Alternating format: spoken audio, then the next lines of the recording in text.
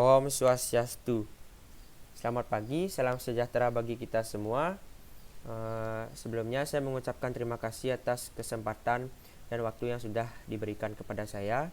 Dan sebelumnya saya mengucapkan terima kasih kepada yang terhormat Ibu Igusti Ayu Sridiana Putri, SKM MPH, selaku dosen mata kuliah komunikasi.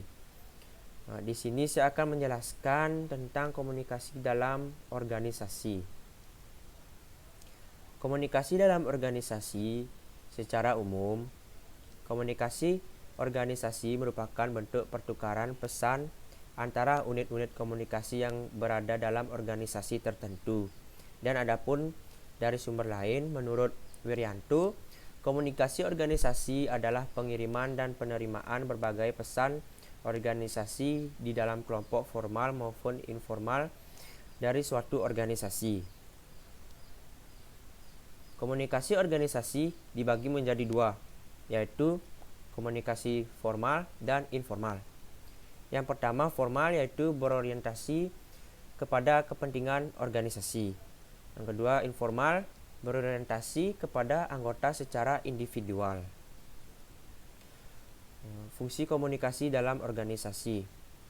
Fungsinya itu ada 4, yaitu yang pertama informatif, yang kedua regulatif, yang ketiga persuasif, dan yang keempat integratif. Di sini saya akan menjelaskan dari yang pertama, yaitu informatif. Informatif itu organisasi dapat dipandang sebagai suatu sistem pemrosesan informasi. Maksudnya di sini seluruh anggota dalam suatu organisasi berharap dapat memperoleh informasi yang lebih banyak, lebih baik, dan tepat waktu. Dan yang kedua regulatif. Ini berkaitan dengan peraturan-peraturan yang berlaku dalam suatu organisasi. Yang ketiga persuasif. Dalam mengatur suatu organisasi, kekuasaan dan kewenangan tidak akan selalu membawa hasil sesuai dengan yang diharapkan. Dan yang terakhir ada integratif. Integratif ini setiap organisasi berusaha untuk menyediakan saluran yang memungkinkan karyawan dapat melaksanakan tugas dan pekerjaan dengan baik. Gaya komunikasi dalam organisasi.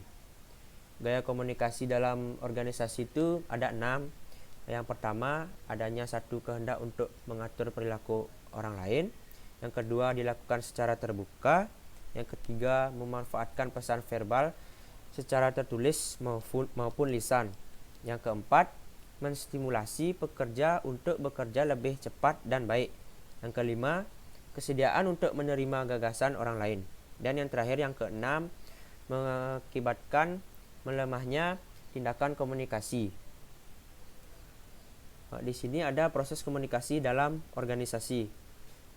Prosesnya ada 2, yaitu komunikasi internal dan komunikasi eksternal.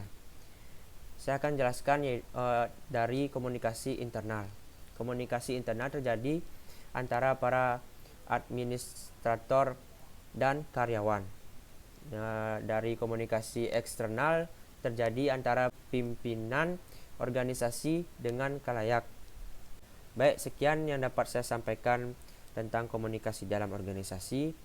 Jika ada salah kata ataupun salah perkataan yang tidak terkenan di dalam hati, saya mohon maaf. Saya ucapkan terima kasih. Saya tutup dengan Paramasanti. Om Santi Santi.